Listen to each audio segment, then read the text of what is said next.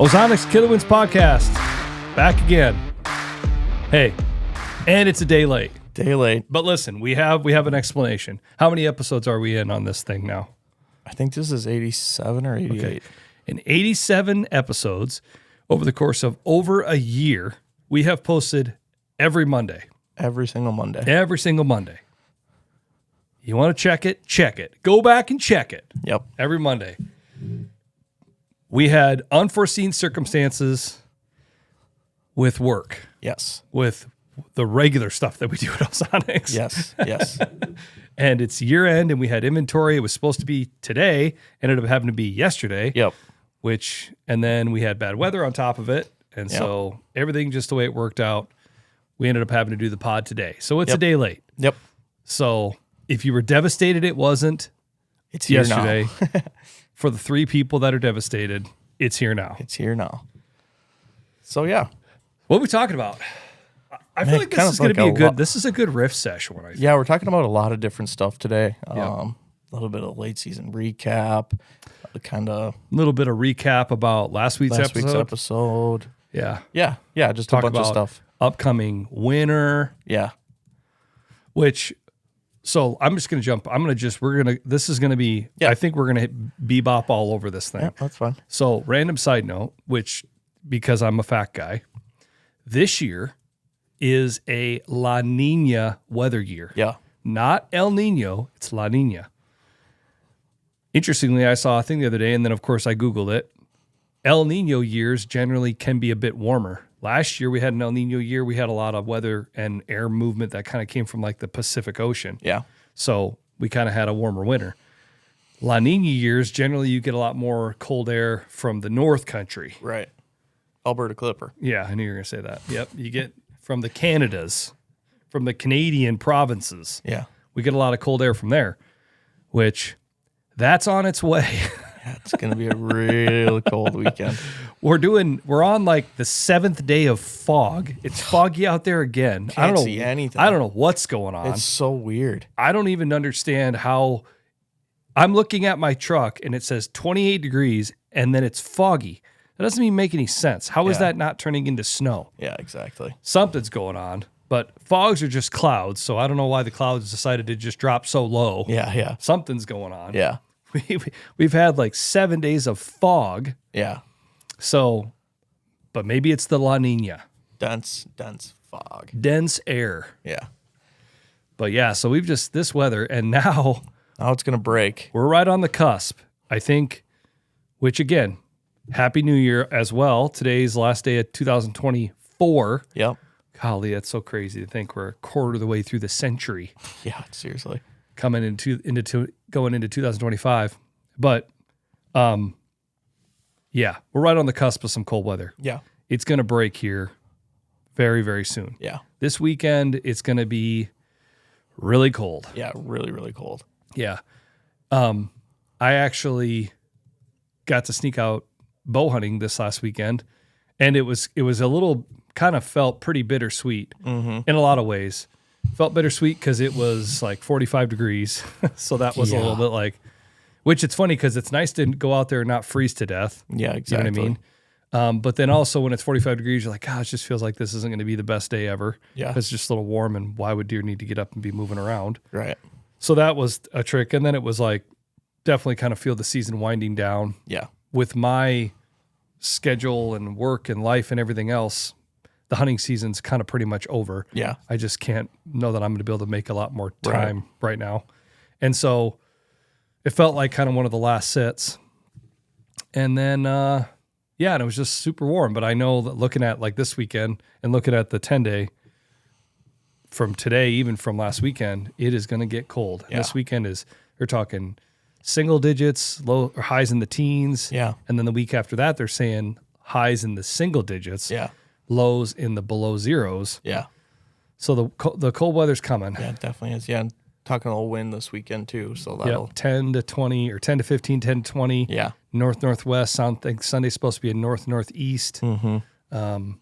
Yeah, it's really, it's going to be interesting. Yeah, it is. Yeah, definitely. One thing you've been really looking forward to, Zip and Ben came down for the first weekend of late mud season. Yep. And that couldn't have been kind of more worst case scenario. Oh my gosh. Worst case scenario from fog, Yeah. rain, Yeah. fog and rain's hard on muzzleloaders. Yeah. Yeah. Exactly. And then also just like when I was out there, I mean, I was like, hey, it's nice out. Like, let's go out. It'd be a great day to go deer hunting. Well, everybody else and their mother had the same idea. Yeah. Hey, you know what? Every pheasant hunter from here to Timbuktu, how many places did we drive by and see Minnesota license plates, guys wearing blaze orange getting out of the truck? Oh, yeah. Hey, let's go walk this piece. Yeah, exactly. So a lot of pheasant hunters around. Yep. Great weekend to get out there and get the dog out. Yeah. Yeah, and you can't blame them. No, you can't blame them. It was a great weekend. Yeah. There's, and again, I don't know, like, it's not like there's a whole pile. There's hardly any snow, just a little skiff. Yeah. And so good day to get out there and walk. Yeah. Again, a little wet, but it is what it is. Yeah, exactly. Yeah, there's a lot of people out. We took us a while to find a spot to get to. Finally found a spot nobody was parked at. We got in there, and as soon as we got in there, there was basically pheasant hunters following us. Mm-hmm. Walked right through the piece, but we stuck it out. And before this, the first 2 days, so they came down last Thursday. We hunted Thursday night.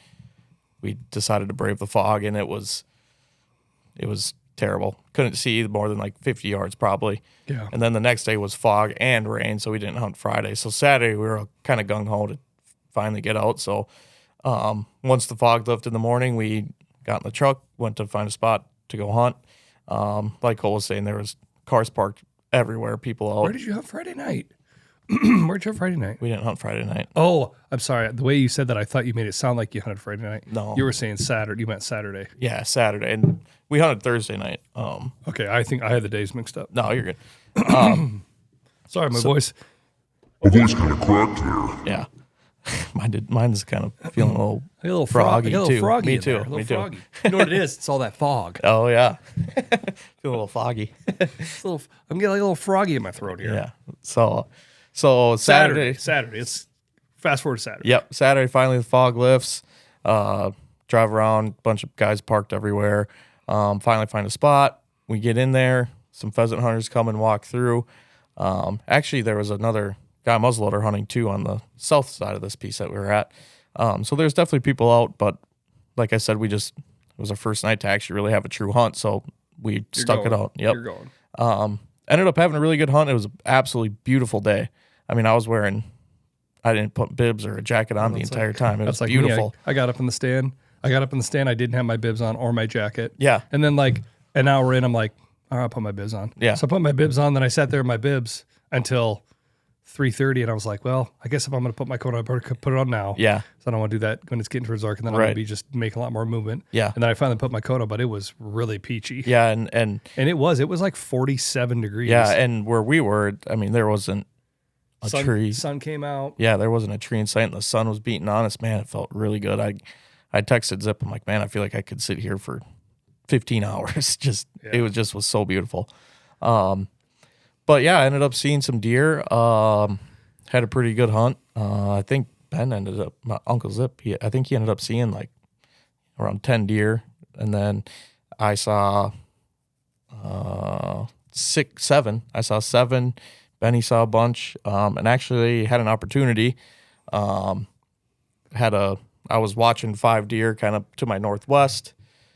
All of a sudden, I was kind of sitting in the middle of the property, so felt like I was doing a circle the entire night, just trying to glass everything I can. So I was glassing to the northwest.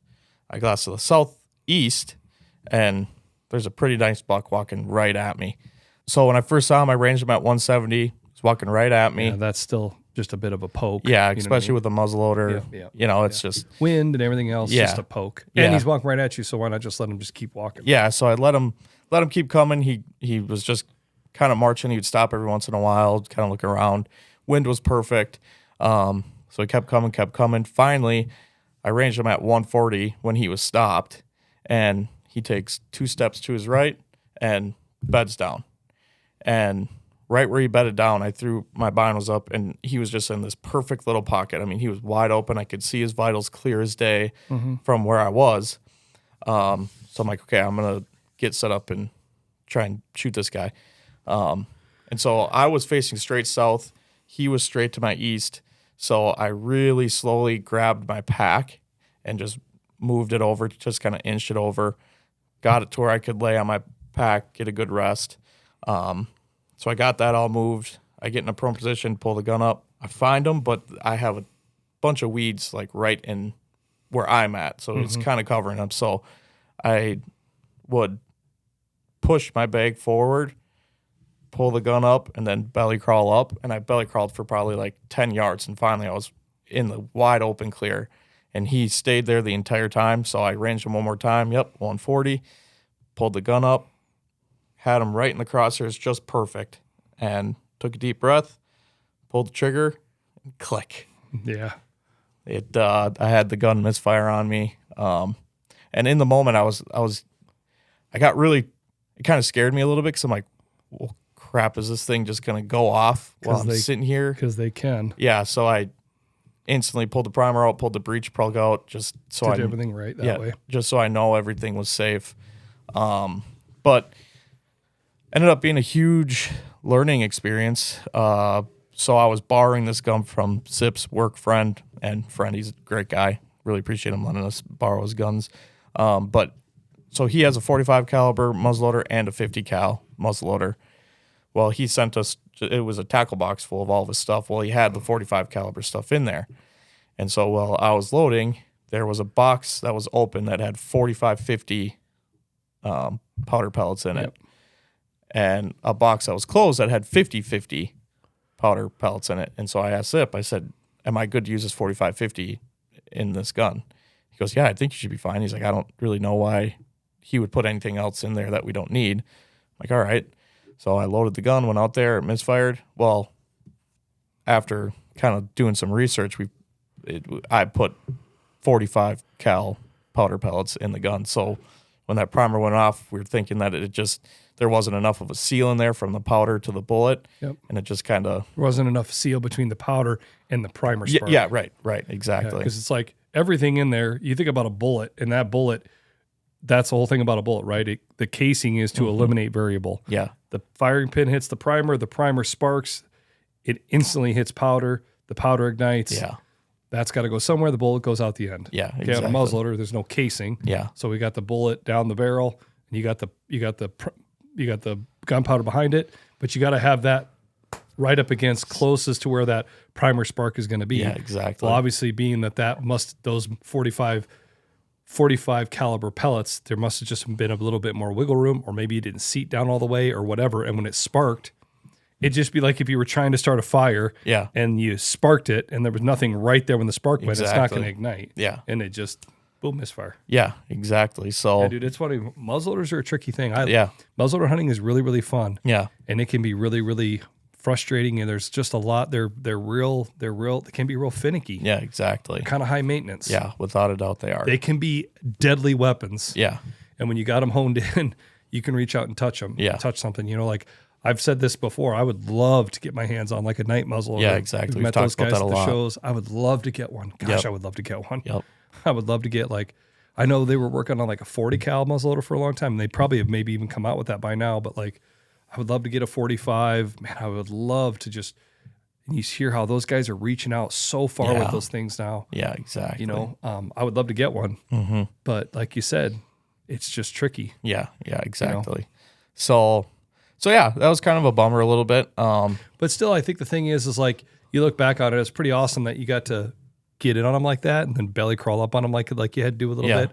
Like the way you hunted him was pretty awesome and how it all came together. Yeah, and it was really, really cool to have family there with you. Yeah. We've talked about hunting Iowa even before I was in Iowa, and we're finally there, and we just kept saying that was our first real hunt in Iowa, and we had a legit opportunity. Yep.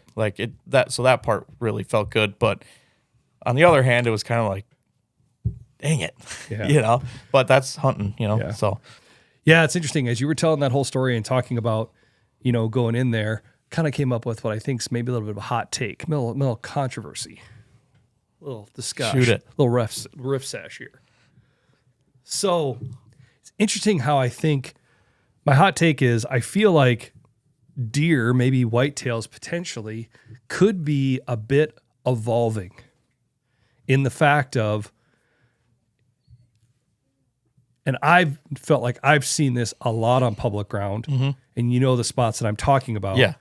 And it was funny because you called me that day and I got a little sideways with you because you're like, oh, there's a car in the parking lot. I'm like, well, who cares? Yeah. Like, just go there anyway. yeah. Like, who cares? Like, just go. Yeah.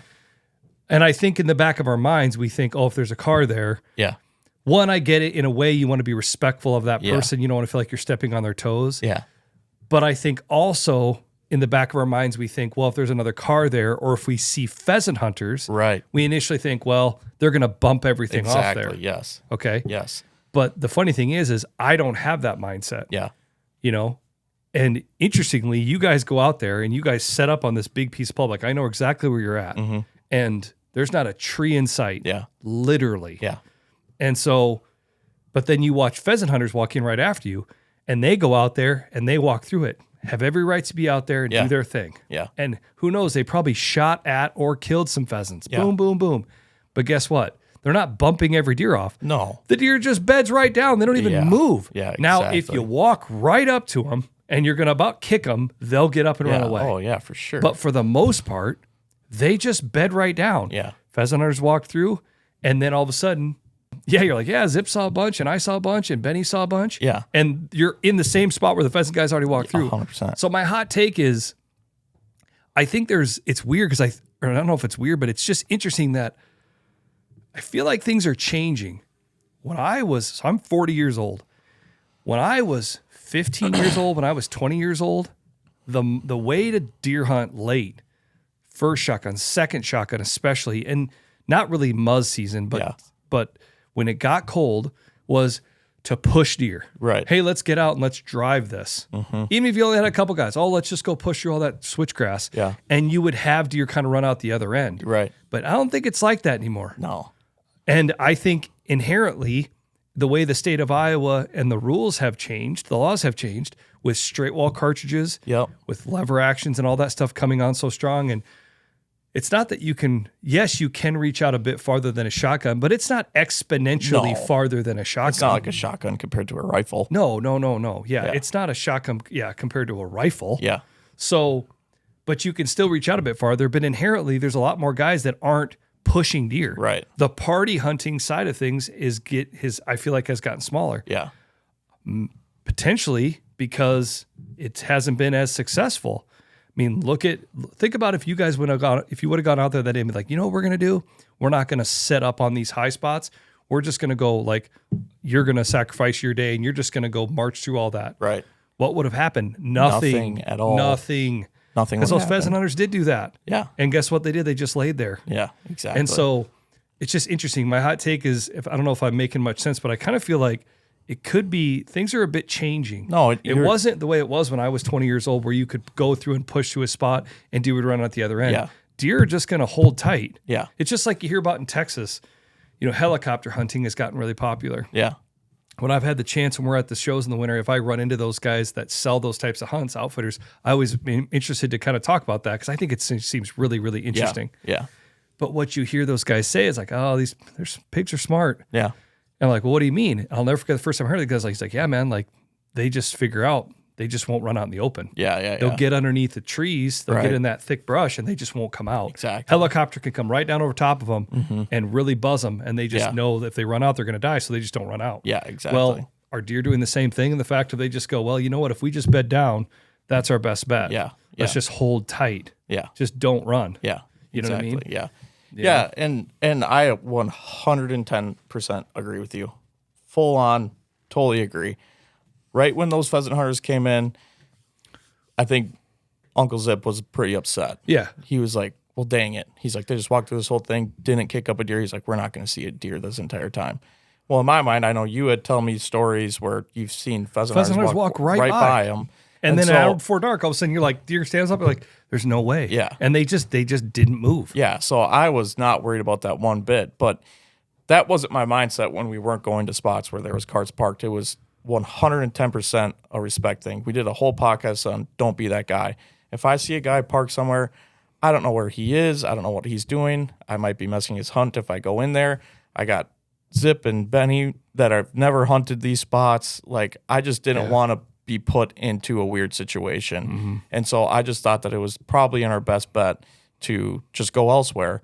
And if I would have seen pheasant hunters, I would have been like, okay, we'll go hunt this for sure. If I knew it was pheasant hunters, because we're going to be hunting different stuff. We can get around them, yada, yada, yada. So that was, like you said, 110% just out of respect. Because I know that if I was in there and I had hunters come up and set up right on me or whatever, I'd be a little bit upset.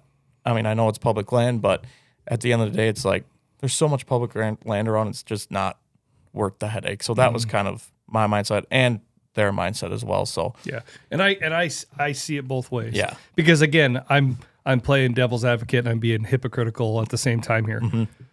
I 100% agree in the fact of I don't want to be out there and then watch a guy walk out. Right. And that's happened to me more times than I can remember, where I've been literally sitting in the stand in the pitch dark, Yeah. you know, Yeah. or late in the afternoon. Yeah. And then a guy walks in, 45 minutes before, yeah, sunset, and they're going to hunt for the day. Like, what are you doing? Or they walk in at 9 o'clock. Yeah, It's like, exactly. what are you doing? Yeah. You're afraid of the dark, I guess? Yeah. I don't know. Yeah. So I don't like that. yeah, But then I also feel like it is public land. Right. And so when I see that, I know I don't like it, but I at the also end know of the that day, that's just the way it is. it's just the way it is. Yep, And so, exactly. so it is a little bit of a tricky thing. It is. I mean, some of the spots you're describing are really, really big pieces. Yeah. Where even let's say worst case scenario, it's a Ford F-150 with, 4 doors. There's 4 guys in there. Yeah. But probably not that. Yeah. It's probably just one guy. Yeah. So, but yeah, I see what you're saying, and it is nice that you're being respectful. Yeah. I just, like you said, it's a tricky thing. I don't know. I don't know the right answer. I mean, you went way above and beyond what I would have done. Yeah, I would have gone and- past the first or the second, and when we got to the third, I would have been like, okay, we're going. This is Yeah, where we're gonna yeah, hunt. Like, sorry, guy. Like, I don't know. Yeah, and maybe I was overacting a little bit, but I don't know. I just Well, I remember that one hunt that we had this year on a piece of public land, and I had a guy walk up on me, and I just shined a light, and that dude turned around and walked right back to his truck. And I'm like, that's pretty dang cool. Yeah. He did. I was like, if I was in that situation, I would have want that same thing to happen, Mm-hmm. or treat others how you want to be treated. Well, And it's so just that it's just kinda like the came to guy mind that I too. ran into down at that one spot that I've talked to you about. Yeah, I drove there on a Friday night or whatever night it was, slept in my truck, got Yeah. up the next morning, putting on my stuff. Here drives up that white car. yeah, Guy gets out and he walks over all like, gosh darn it. yeah, yeah, And I'm like, hey man, it's public ground. Yeah, I know. Yeah. And I'm like, well, where are you thinking of going? And he's like, well, I want to go way to the back. I'm like, that's fine. I'll go over here. I'm like, dude, there's plenty of ground out here. No, yeah, there absolutely is. exactly. And it's like, okay. Well, And I think it's interesting because I think depending on where you go in different parts of the country, there's kind of different perspectives on without that. a doubt, You without know a what I doubt. mean? And that and was it's like kind of like an unwritten, there's like a lot of kind of unwritten code, right. guy code, Yes. hunting code, Yes. whatever you want to call it. Yes. On how people handle that. Yeah, exactly. And like your situation right there, that would have been awesome if any of those people would have been sitting at their car when we drove by, would have been a 2-second conversation. Hey, where you going? We're kind of planning on going here. Is that and work together. And I'll tell you what, figure it you out. want to hear a really, really fun idea? Well, this would never work. So it would be a fun idea that would never work. I've seen this, and you could probably speak on this too. I've heard of guys that have like in like Minnesota, probably in parts of Wisconsin, where guys have like a piece of hunting ground or they have like a lodge or a hunting camp, or they have a lease where they all pay for part, Yep. right? And they all come together and they pay for it. I heard of a thing one time of a group of guys that had paid for a piece of ground, and what they did was they had a map of the whole property, okay? And they broke it down into like quadrants, Okay. sections, wherever you want to call it. So say there was 3, 6, 9, let's just say 12 sections of the property. And what they did every year, because everybody wanted to hunt the spots, but you can't have everybody hunt it, Yeah. okay? So, and I think their process kind of evolved and changed, but what they did is they broke it down into increments, either by like 2 weeks or a month, or during different sections of the season. And at the beginning of the season, everybody said, okay, what does everybody want to do? Well, Nick really wants to hunt. Nick really wants to bow hunt. Okay. Cole really wants to bow hunt. Okay. Well, Zip and Benny want a late muzz hunt. Okay. Well, Tommy and Jerry, they want to do early mows, Yeah. but they also want to do bow season. Okay. So everybody puts out what they want to do. Mm-hmm. All right. Well, now we draw on who gets to go where, what part of the season, and they would draw. So it would be like, okay, so everybody would put in for they'll have like first, second, third choice. Mm-hmm. And then they would draw. Okay, this is quadrant 4. Well, that's the dynamite spot. Okay, Nick, you got quadrant 4, the 1st through the 15th of November. Yes. Yeah. Okay. And then there was Nick's name. And they had like a little pin. Yeah. And they had little circles. And then they had them all lined up for what part of the season it was. You follow me? Got it. And as the season went on, they took those off. So anybody could go there and be like, okay, who's hunting that area? Well, then there were certain parts that nobody ever claimed. Right. Then anybody could go there. Does that make sense? Yes. Do you follow me? Yep. This sounds like right up your alley with you and your friends. And if you guys could have a commissioner, you know what I mean? There's nothing better than a good commissioner running something. But what I'm saying is like hypothetically, imagine if you could do something like that on public land. Right. Of course, it would never work because people are inherently stupid and terrible, and they would get vandalized, and somebody would light it on fire, make it into a bonfire. Yeah. But if you had some sort of plaque or something that was Right. up, and when you went that day, you had some sort of little deal that you put up, and you were like, okay, this is where I am. Yeah. Does that make sense? Yeah, exactly. And this is where I'm hunting. And Yes. then when a guy walks up, he's like, okay. And then it's your job inherently when you get done to go out and take it off and put it off. Yeah, None of that would ever work. Yeah. Because people would leave them and forget them and blah, blah, blah, blah. Right. But it would be nice if there would be some way. Yeah, where you could just know what they're doing. Like, Yes. Even have a section for just out for a walk. Yes. You Yes. know? Or, dude, you know what could be really, really cool? Again, another hypothetical awesome scenario, which I feel like we should have. We need to get the part of the conversation we talk about last week's episode. Yes. Yep. And we got to get to part of the episode we talk about Jace's part and last week's recap. But another cool idea would be, imagine if you had the Iowa DNR hunting atlas, Yeah. okay? And then there was an interactive part of the hunting atlas that you could put on there, like, you know, you wouldn't even need to say who you are, but it could just be anonymous, but you could say, I'm hunting in this part. Yeah. You know what I mean? Right. Now, again, that would probably get abused because people would say, "Oh, I'm hunting here when I'm not." Yeah, exactly. But does Yeah, that try make and keep sense? people out of there. And But stuff, if you had to do something where there was like a QR code on a plaque by the DNR hunting spot, and you had to go up to the plaque, scan the QR code, which activated that you were actually there, and then you could put a spot on the map. Right. Yeah. You follow me? Yes. And then you could be like, okay, well, I'm hunting in this area now. Yeah. And then for the next 12 hours, for that day, it would say you're hunting here. Yeah. And when the next guy pulled up, he could scan it and go, okay, there's a guy in the parking lot. He's hunting in this general vicinity. Yeah. And you would have to drop a dot. So you didn't have to say exactly where you were, but you could say generally. Yeah, exactly. That would be really cool. Yeah, it'd be really sweet. Actually, probably wouldn't be that hard to do. Yeah, probably not. And it would be huge for safety too, I think. Well, wouldn't that be another hypothetical? Let's turn into the hypotheticals. We got a hypothetical on a hypothetical on a hypothetical. Yeah. It's triple hypothetical. Yeah. Hypothetically, the state of Iowa could you imagine if they made that a law? Yeah. That when you went on a public hunting spot, you had to go onto the app and you had to scan the QR code to let them know that you were there. Yeah. And then the conservation officers, they wouldn't have to worry about it would take their patrolling way down because they wouldn't have to go and try to figure out where everybody was. If you were on public land, you had to scan it. And if you didn't scan it when you pulled up, guess what? It would be like you were out there illegally. Yeah, exactly. So you had to go up and you had to scan, and you just had to say, this is, and it would only tell the conservation officers who you were, Yeah. but everybody else, it would say anonymous, Right. but it would say, bloop, Cole Tanner's out here, and then you would have to drop a pin, I'm roughly here. Yeah. And then they would know. Yeah, exactly. Be pretty cool. Really actually be able to, would really help to know how much use is getting, how much land is, what's being used and by how Yeah, much. exactly. Now, the caveat to that is maybe you don't walk in from a parking lot. Right. Maybe you park on the side of the road. Right, exactly. And so then Yep. that's the problem about that. Yep. But even that, like, it would be easy enough to, like, on the Iowa DNR signs, you just put a QR code. Yeah. And because guys see those signs all the place. Oh, yeah. They put them every couple hundred yards. Posted everywhere. Yeah. Yeah. So if you see the sign, scan it. Okay, I'm in here. Yeah, exactly. That could be really cool. Be really sweet, actually. It's a good idea. Good thinking, Cole. I might have to call Jace on that. I gotta go. Hey, I got something I gotta do. Yeah. No, that would be really, really interesting. Yeah. Because in this day and age, like, I don't know. Yeah.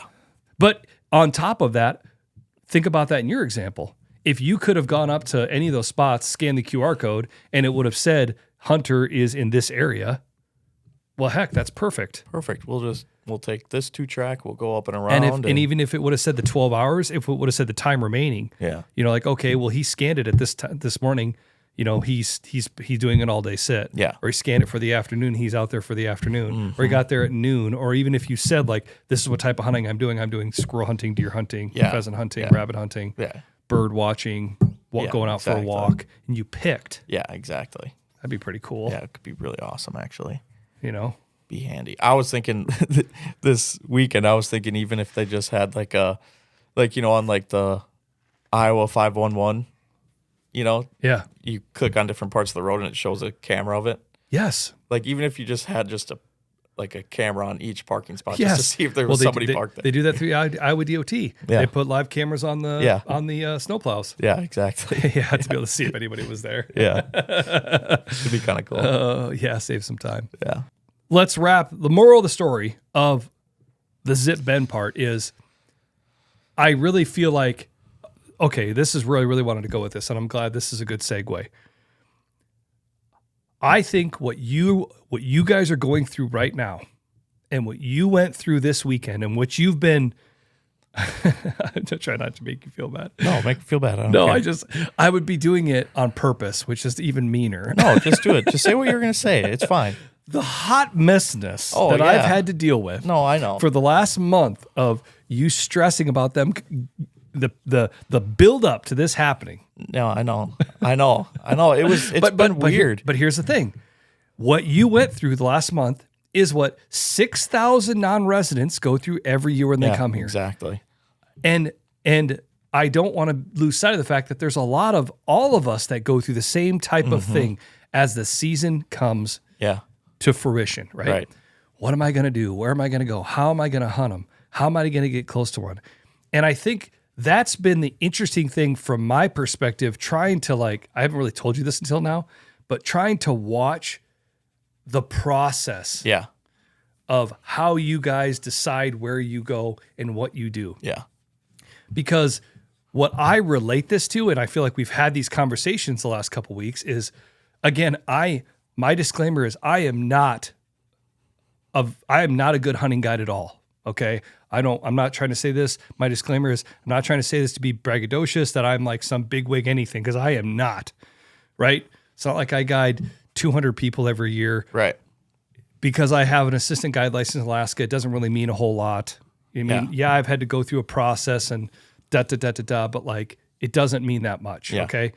But I have done some guiding, and I feel like once you've been on that side of the fence, you kind of have a different perspective on things and how you do things, and it feels different than hunting. Yeah, it's hunting, but I feel like guiding has made me a better hunter. It's given me more perspective, and it helps me make better choices or decisions about 110%. how I do things and how we get to where we get to, and hopefully having that all lead to success. Yes. Does that make sense? Yes. It's almost like if you're an entrepreneur and you've started 4 or 5 businesses, or you're just starting out. This guy over here, he's just got more experience. You know what I'm saying? He's done it. He's kind of done it the wrong way, and then it helps him figure it out. This guy over here is just trying to figure it out as he goes. Yeah. Does that make sense? Yep. Maybe that was a bad example, because I'm not really even the experienced guy. What I'm saying is it's been interesting to watch your guys' process. Yeah. And I think that's what I think has been fun to watch, is how you're getting to where you're going, where you're deciding to hunt, how you're deciding to hunt. Yeah. And I think that's what I think is the struggle for everybody. Yeah. For Zip and Ben too. They come with a Wisconsin perspective on how you do things. Right. Right? I have a born and raised, lived in Iowa my whole life perspective. Yeah. You have a lived in Wisconsin, now been in Iowa for the last couple of years. Eyes have been open to different types of things. Right. Does that make sense?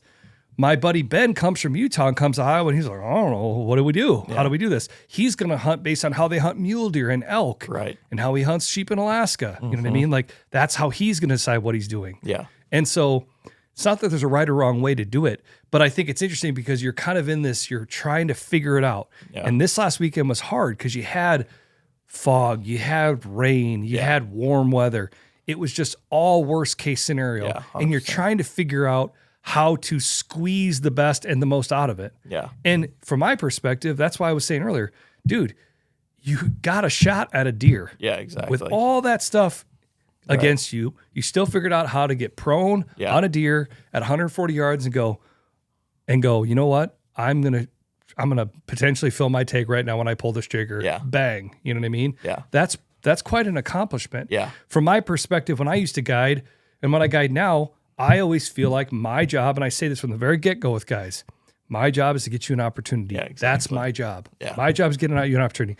Now, what you do with that opportunity, that's up to you. Right. When I talk to guys, when we go out on the road and everybody talks to us about being from Iowa, because you see how guys walk up and want to talk about it. Yeah. What do I always say? Hey man, you're hunting with an outfitter. Like what they're tasked to doing is getting you an opportunity.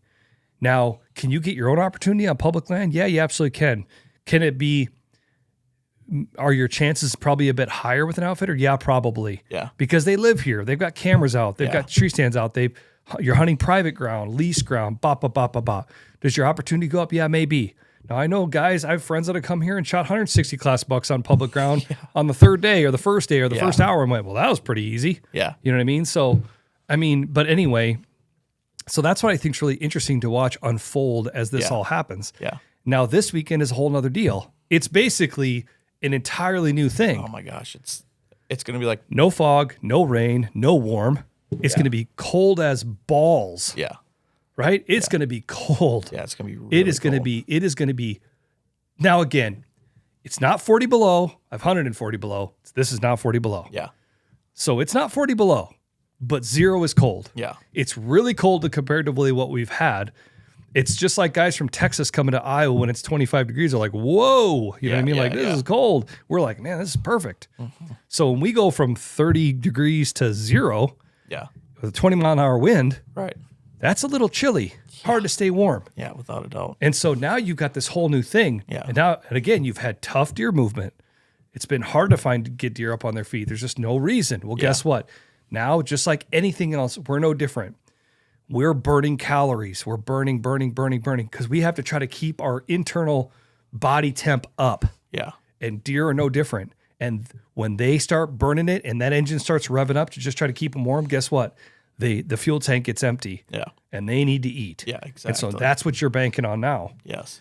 But yeah, it's going to be really interesting because I think we could have this discussion about all the different parts of the season. Yeah. I think there's a lot to be said about this that I think sometimes doesn't get discussed because a lot of people like kind of talk about hunting all the time. Like we're all talking about hunting. Yeah.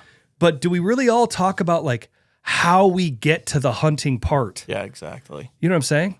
Yes. Like I feel like sometimes I run into young guys, and you know the guy that I'm probably thinking of right now, and we've had these talks with people, and they're like, "Well, I don't even know like where do I start? Like how do I do this?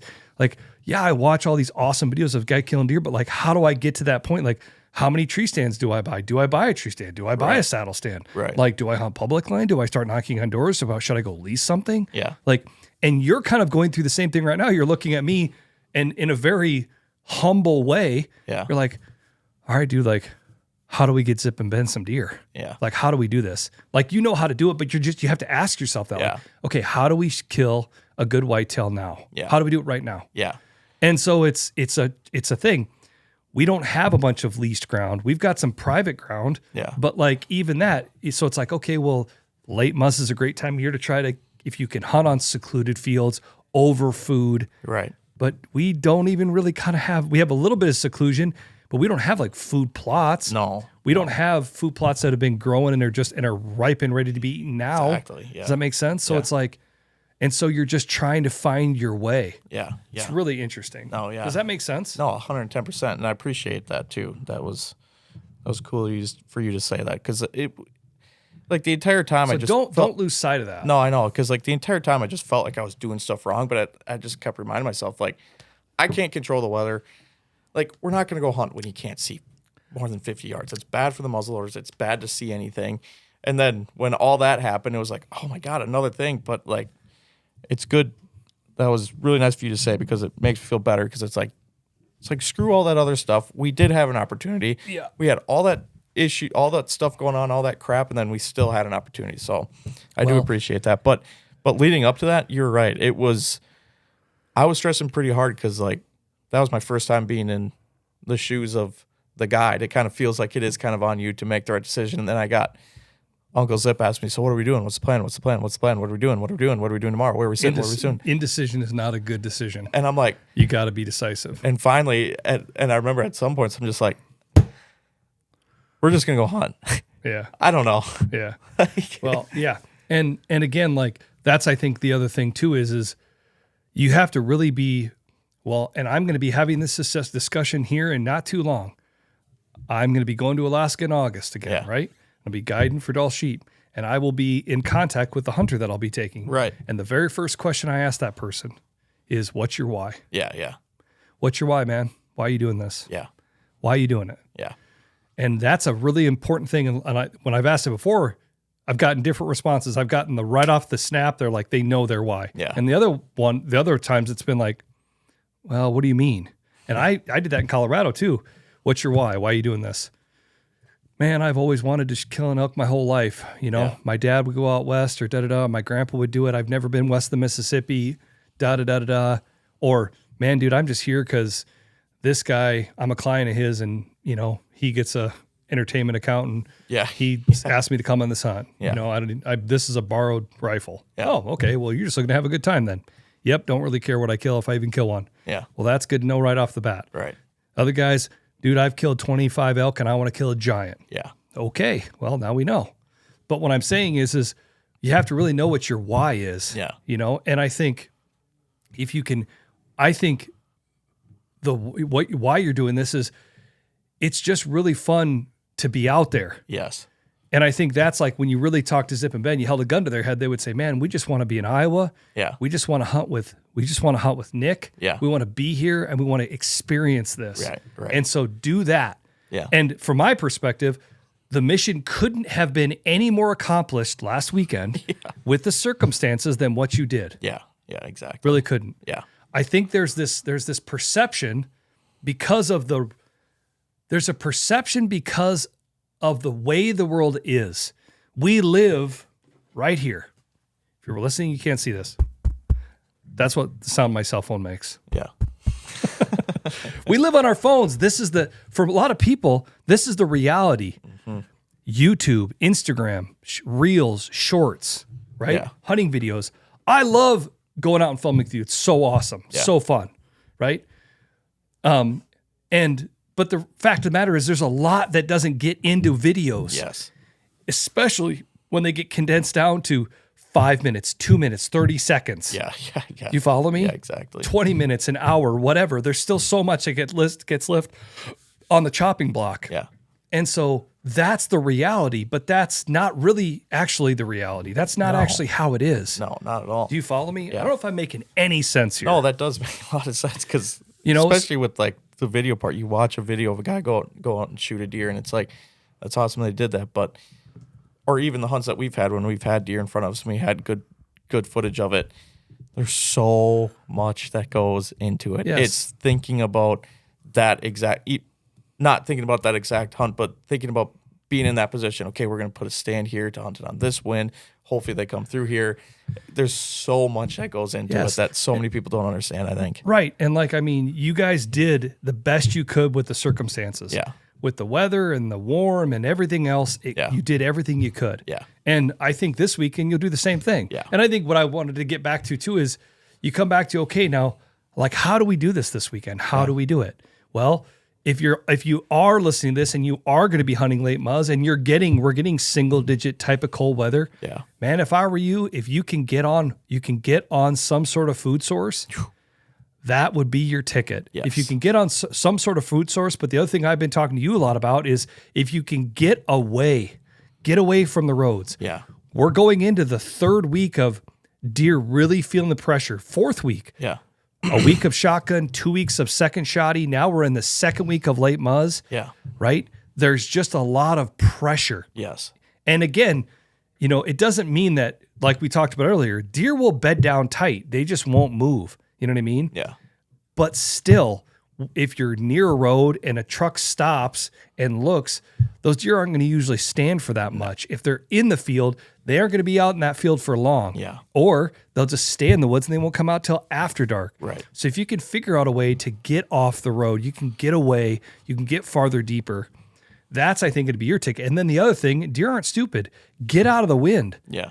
I mean, you know where I'm talking about when I'm looking at you. Yeah. That's where you guys are going to try to get to. Yes. You're going to try to get out of the wind. You're going to get deep into spots maybe on the east side, on the southeast side with a northwest wind.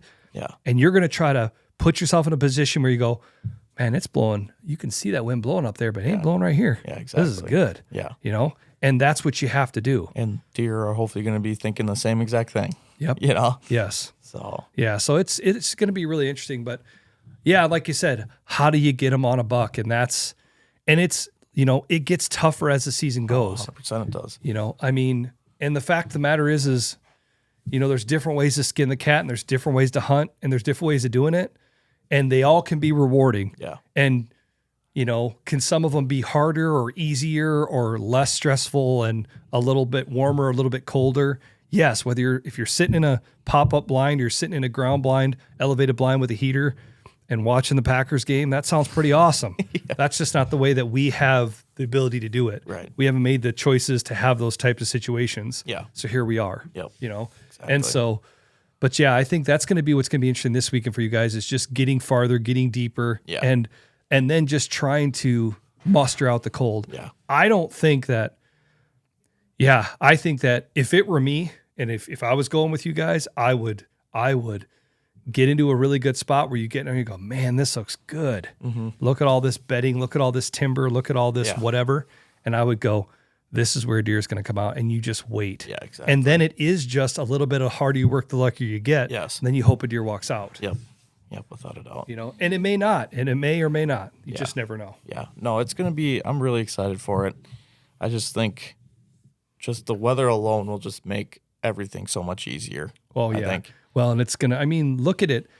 The shortest day of the year has already gone by, right? It was like December 21st. The days are getting a little bit longer. Mm-hmm. But still, it's 2:30 in the afternoon and it looks like the sun's going down. Yeah, exactly. I mean, it's just wild. Yeah. It's like this every year, but for some reason this year, I'm like, geez, it's getting dark early. I know. Sunset's 4:45. Yeah. It's dark by 5:15. Yeah. So, yeah, I mean, and that is the one thing that I would say, and I talked to Zip and Ben about this, and if you're listening to this, if you're trying to figure out how to hunt this late muzz season, you're hunting on public land, geez, go to Fleet Farm, go to a hardware store, buy the cheapest sleeping bag you can find. Yeah. Brown sleeping bag. That's what I used to do. And I would just climb up in that bag and I would just sit up against a tree, put my hands inside the sleeping bag. You can go get those bigger hot hand body things, put one of those in there and just tough it out. Yeah, exactly. Which again, I'm going to let you borrow my Bog Pod Death Grip. You need to use that. Oh. Yeah. I don't know why we didn't think about that before. Yeah. But you should be using that. Yeah. But get a nice bipod or tripod and get that gun hooked on that thing and then just wait. Yeah. You know, and just stay warm. You don't have to be moving all around and just watch over what you're watching over. And then when all of a sudden it gets good, then sacrifice the fact that now my hands are going to get cold. Right. Yeah, exactly. You know, so yeah, like I said, I mean, I've really switched out sleeping bags for blankets. You've been with me where I just bring I have a bunch of big gray or brown blankets that are just kind of old blankets that are ratty. Mm-hmm. And I'll just kind of wrap up in those a lot of times. Yeah. That's the way to do it. Yeah.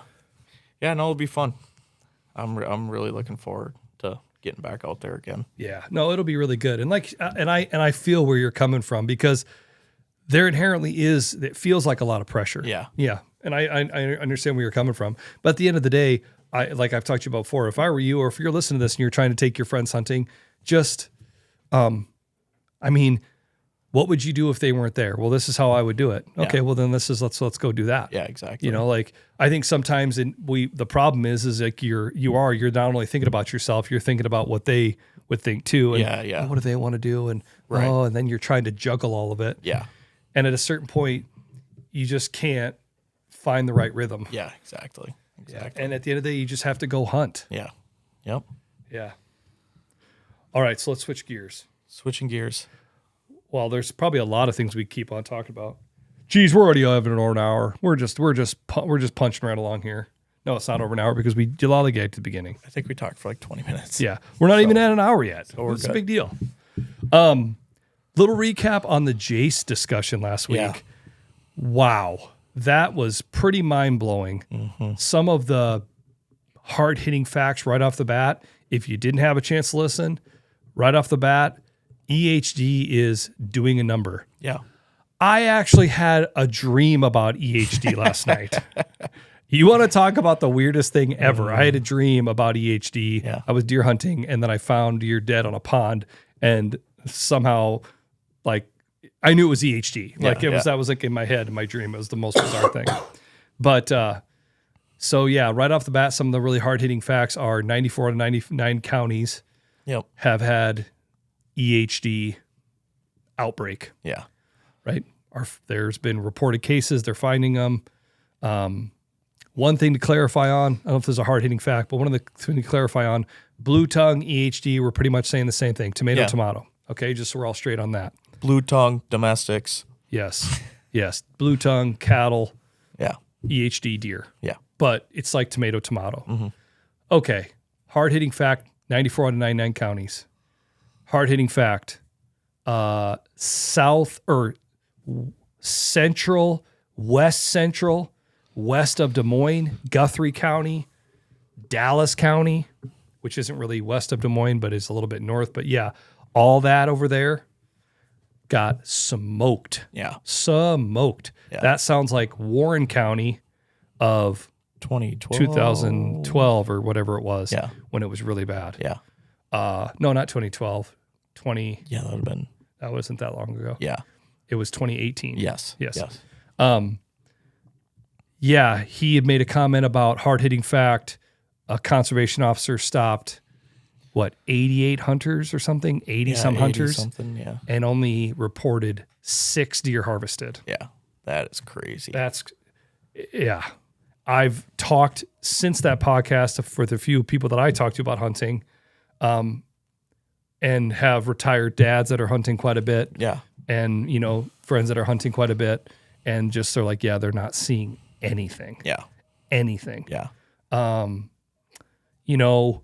It was again a little bit side conversation. We went out and took all of our stands down on one of the public spots that we were really, really gung ho about for the season. And we ended up not hunting at all. Yeah. Because the trail cams were just not showing any deer there. Non-existent. We got out there this weekend, took down all our stands, and you bumped one deer. Again, doesn't mean they're not bedded down in there. Yeah. But we didn't see deer sign. Nothing. I wasn't seeing deer tracks. I wasn't seeing deer poop. Yeah. I wasn't seeing deer.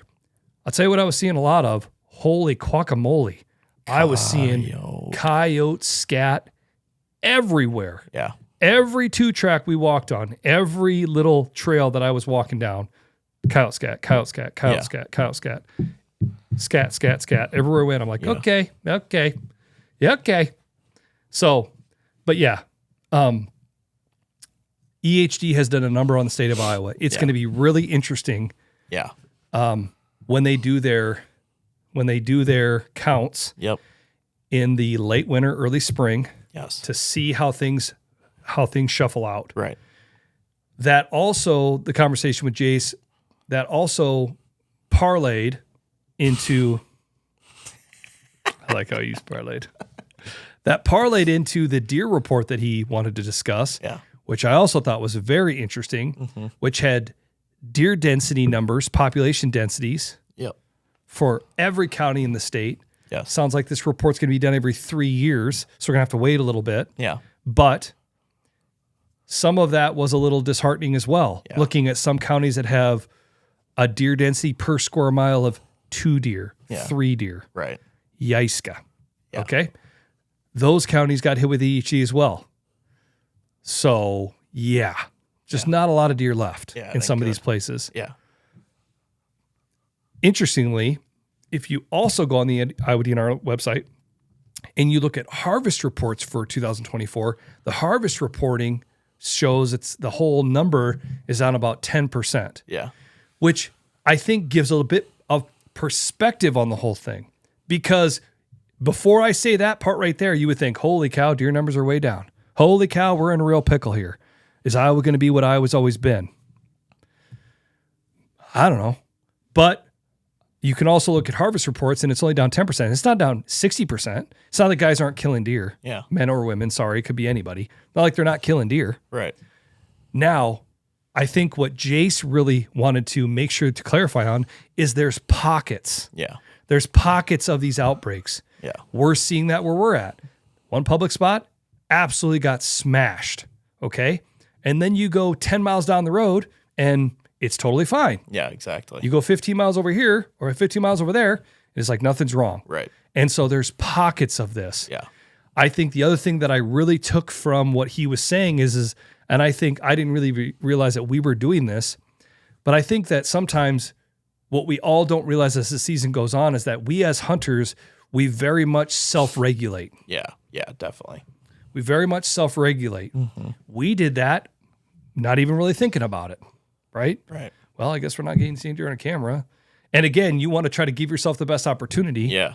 So then you just all of a sudden go, I guess we're not going to go there. Well, then all of a sudden, indo facto, we're not harvesting deer off that place. Right, exactly. Indo facto, that area got hit with EHD. Indo facto, less deer getting killed, or the deer that are left are making it through. Yeah, exactly. Right? Yep. But I'll tell you what, the other hard-hitting fact that really completely blew my mind was the deer that are surviving. Yeah. The deer that are surviving EHD that have the antibodies and are made it through it. Dude, he said that deer that are making it through the EHD in some cases is causing their hooves to fall off. Yeah. It's terrible. He said that there's been reports of hunters, and it sounds like the DNR corroborated these reports, that there was deer walking on their knees because their hooves fell off Yep. and their feet were so raw and sore. Yeah. They were walking on their knees. Their knees and their briskets were completely hairless Yeah. because they were basically like belly crawling on the ground. Yeah, it's terrible. Can you imagine? It's awful. And then it's terrible in multiple ways. One, it's terrible because imagine we're just sitting here and all my fingernails, Yeah, no just kidding. like all of a sudden I just pull them off. They're like all fall off. Yeah. Like it's like, what is going on? You know, it's like Chernobyl, you know what I mean? Or Yeah. like there was like radiation poison, or, you know, like whatever it's called. You know what I Yeah. mean? Like it's just the worst case. It just sounds awful. Yeah. So their hooves are falling off. They can't walk. So they're crawling. Mm-hmm. Then that deer has to figure out how to survive. How does a deer like that make it through the winter? Man, I wouldn't know how. No idea. Because eventually the coyotes are going to track those deer down. Right. And just not even have to take them down. They're already down. Yeah, exactly. Jump on top of them? Yeah. I don't know. It sounds awful. Yeah. But those, from a DNR's perspective, from biological perspective, those are the deer that you really need to make it through. Yeah. So they can hopefully help the herd combat this whole thing. Right, exactly. But I would think it would be pretty slim pickings on the deer that are going to make through. Now, and maybe I'm underestimating, deer are unbelievable survivors and they are strong critters. Oh, yeah, they are. So maybe they'll make it, Yes. but I don't know. Yeah, it's a lot of crazy stuff that we talked about last week. Oh man, it's just insane. Yeah. I mean, it's really, really something. Right, right. It'll be really, and the other thing that'll be really interesting. And that's what I think, if you held a gun to my head, I would speculate that next fall or next summer, whenever it is, that's the date that the new reg book comes out and the new quotas come out, I would assume that, It's going to look a little different. yeah, we're going to get back to the whole northern half of the state with 0 doe tags like Yeah. it was up until the last couple of years. Right. That's what I have a feeling about. I have a feeling that some of these counties that had 2,800, 3,000, 2,200 antlerless tags, numbers may drop. Yeah, yeah, definitely. But I would also speculate that it may not be as far off as we think it is because January antlerless, right? If the state, but it sounded like Jace made a comment like once they already say these are out there, they're not going to Yeah, like you take can't them really back. change them mid-season or anything. But what they could have done, I would think, maybe I'm wrong, but they could have probably said no January antlerless. But maybe since it was already out there, they can't change it because people are planning on that. Right, yeah, But the January antlerless is still happening. There's still those doe tags available. yeah, But again, I think a lot of people are self-regulating. yeah, definitely. But I think when we get into next year and the regs come out and the quota numbers come out, I think they will be less. Yeah, exactly. Be really interesting to see, and this is me being my conspiracy theorist, a little bit of a pessimistic conspiracy theory that sometimes I don't know what I'm trying to say, but me being a little negative. It'd be really interesting if they cut doe tags back for residents, but they still make non-residents buy a doe tag. Right. Yeah. Yeah, that would be interesting. I wonder why. Yeah. I wonder why they'll make non-residents still buy a doe tag. Right. Come on, guys. Yeah. Come on, guys. Oh, wait. That's all I'm going to say about that. Money, money, money! Money!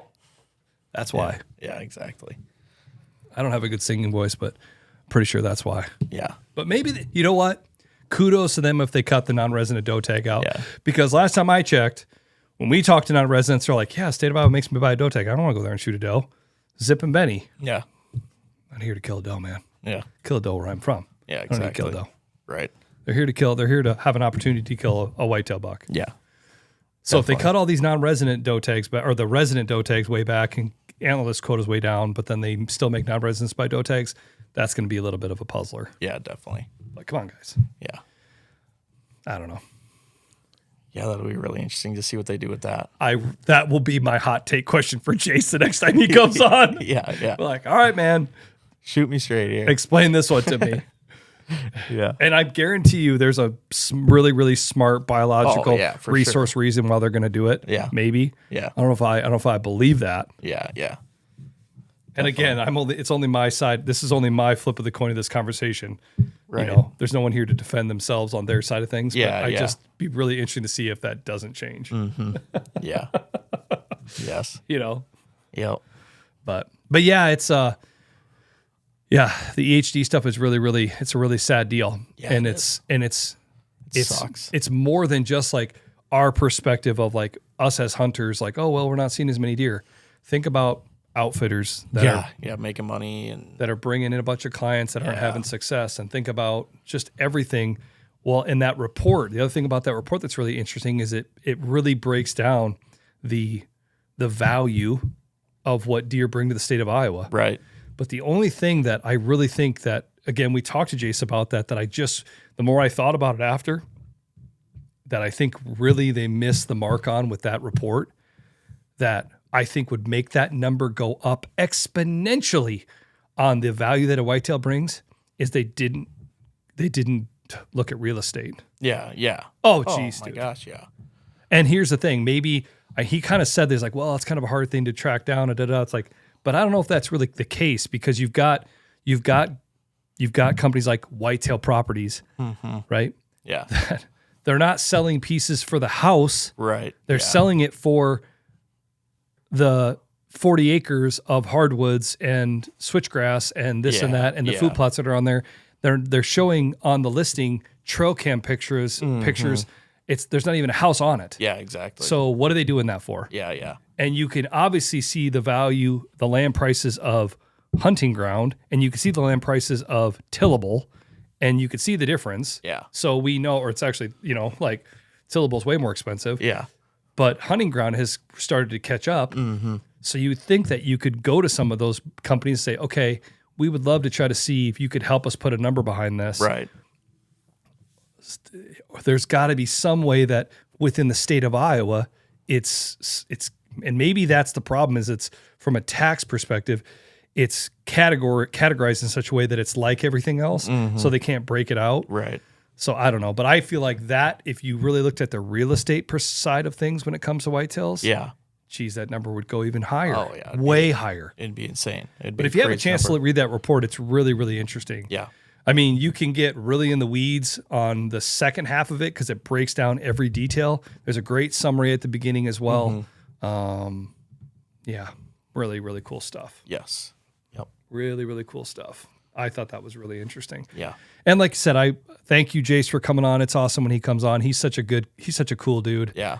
And it's really cool to be able for him to be willing to be here and be that voice Yeah. and have a conversation with us. Yeah, exactly. So it's just not us sitting here speculating. Right, exactly. You know? Yeah, And I no, feel it's- like every time that we have a conversation with, he really does give good perspective on what's going on Yeah. and explains it the best he can, yeah, without a doubt. which is so awesome. Yep.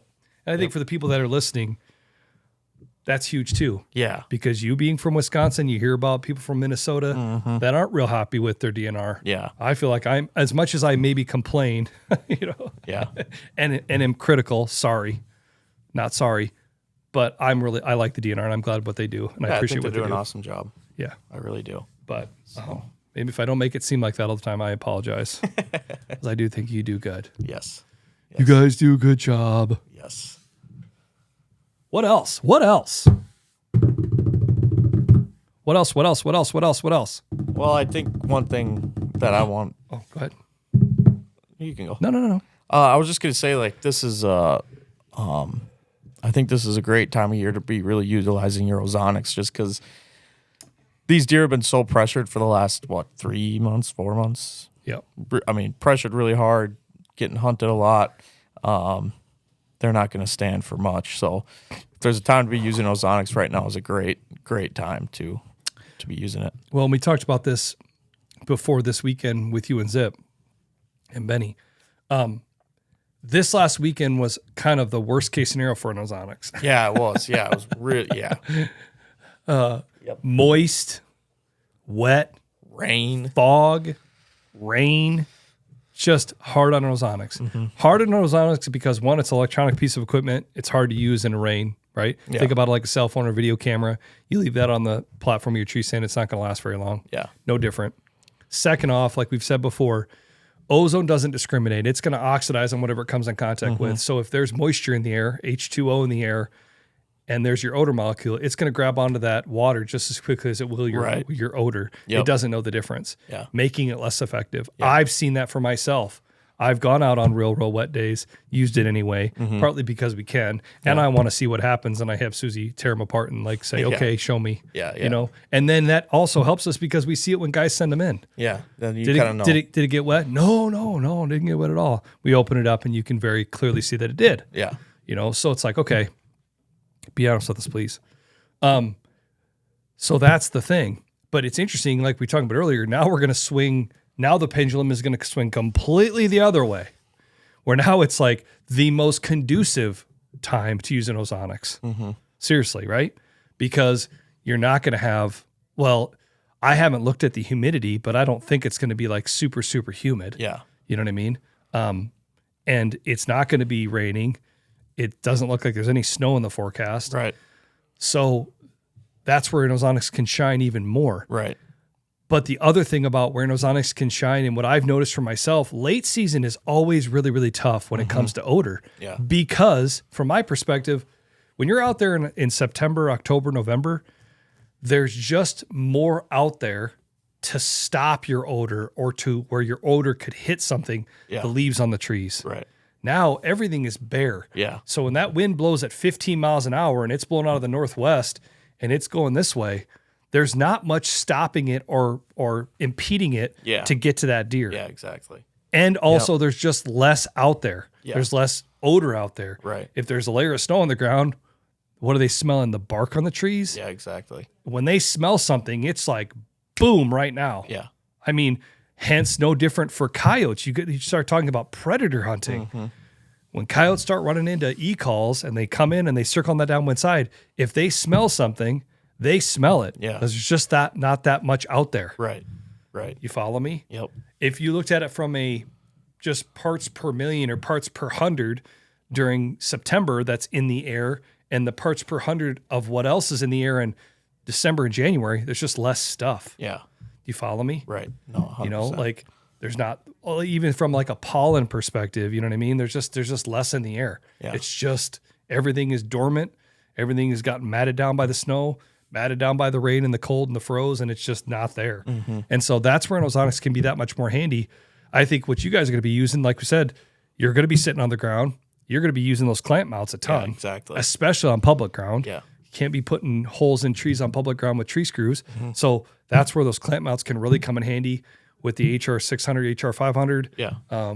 So you'll definitely be doing that. Yeah, without a doubt. And then, like you said, the other thing you got to be cognizant of this time of year is batteries. Yeah. You're probably going to be wanting to have 2 batteries with you. Right.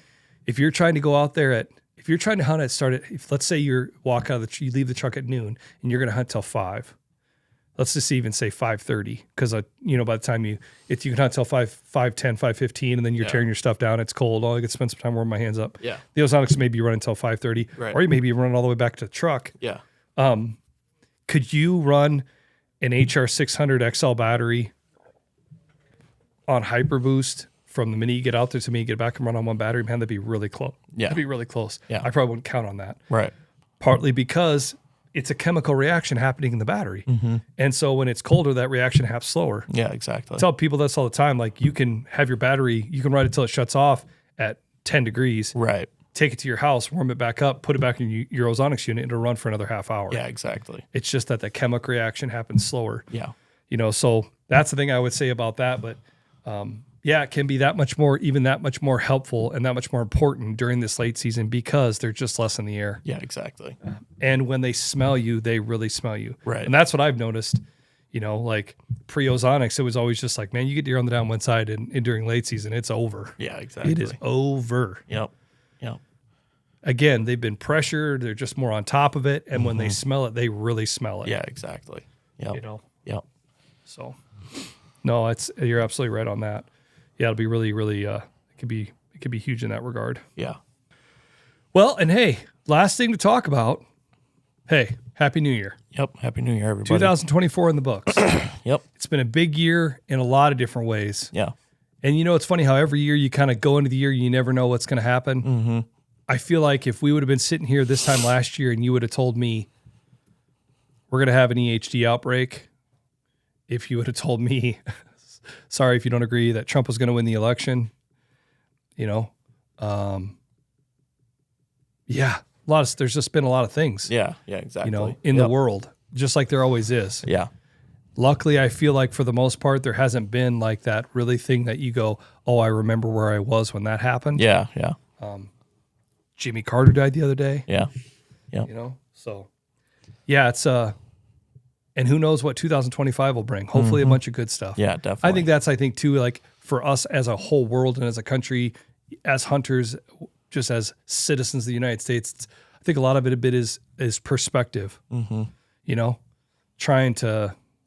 Try to see the good rather than the bad. Right. Try to find common ground rather than just focus on our differences. Yeah. Yeah, exactly. You know what I mean? Yep. And I'm hoping that, I know for me, I've never been much of a big New Year's resolution guy. I think last year we did hunting resolutions. Yeah, I think we did. God, I can't remember. Yeah, I think we did. We probably did. Yeah, I think we did. And I never really have been much of a resolution guy. I mean, I'd love to get a little cut down on my dad bod skosh.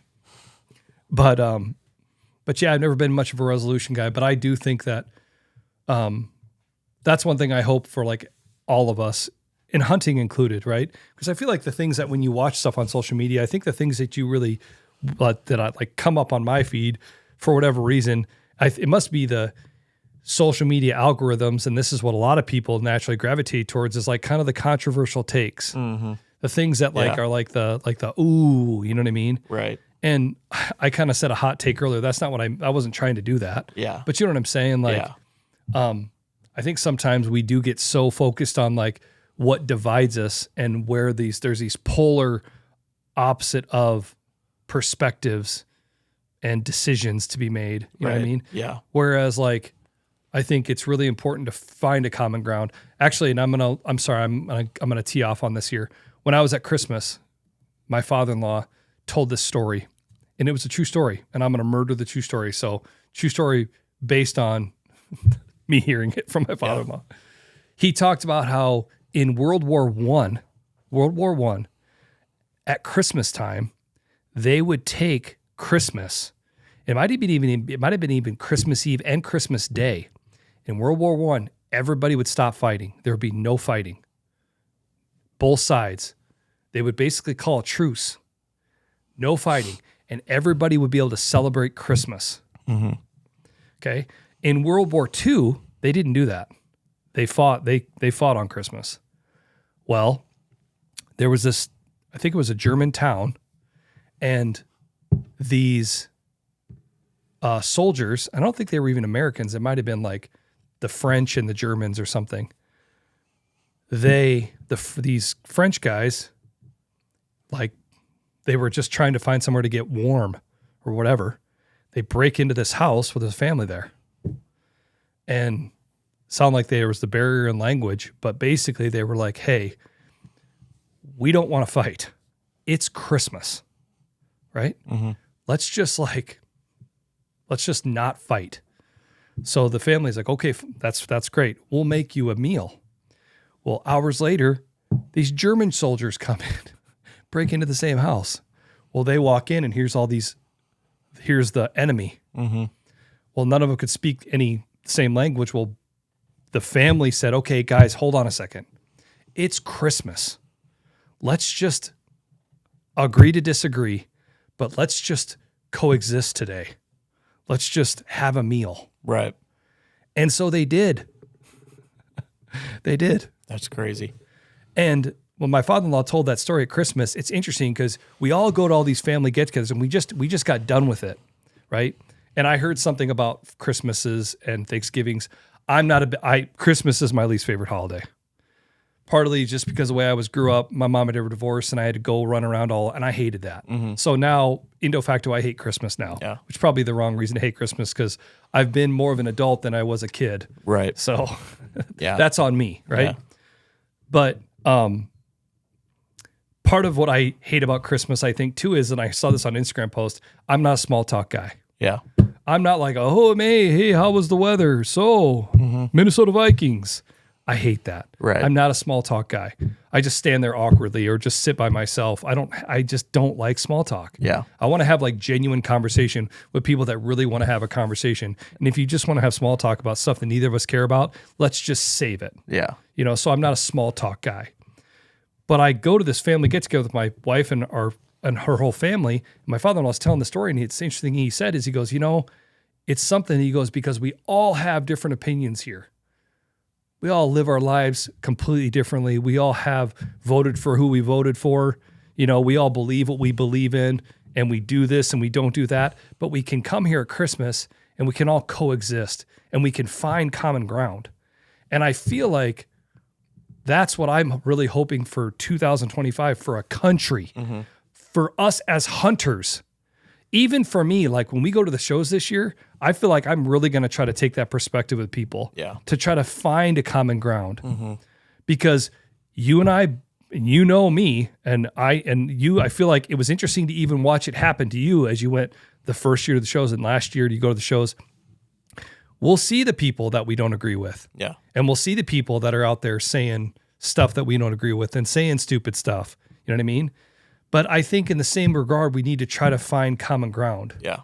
It's just like on that Ted Lasso show, right? He talks about this was a famous quote, don't be judgmental, be curious. Mm-hmm. And I think we do have to try to find a way to coexist. Right. Does that make sense? 100%. Yep. And so that's my hopeful resolution for us as a country, because there is going to be a lot that's going to happen in 2025. Mm-hmm. Whether you voted for Trump or not, there was a big majority of Americans that did, and he's coming in. Yeah. And there's going to be a lot of stuff happening. Right. This is just like there's been a lot of stuff that's happened in our government and in our country this last year. Yeah. I mean, and again, I'm talking about the country as a whole in politics, but hunting, all of it. There's just a lot of stuff always going on. Yeah, definitely. And so I feel like we just have to figure out a way to coexist. Yeah, definitely. No, I agree. So that's what I'm going to say about that. So, end of the podcast. Happy 2024. Sorry it was a day late, but you know what? Silver lining, I think the podcast happened just when it was supposed to. Yep. Over and out. Stay classy. See. Ozonics, Killerwinds podcast. Nick Simon, Cole Tanner, another one in the books. Done. See you next Monday. See you next week.